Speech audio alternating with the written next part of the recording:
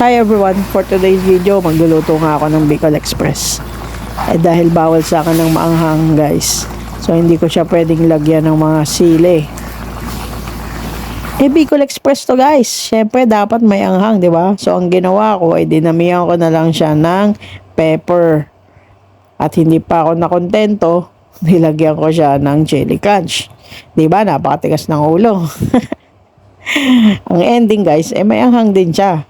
Pero hindi na nagalit sila mami dahil nasarapan sila sa niluto ko.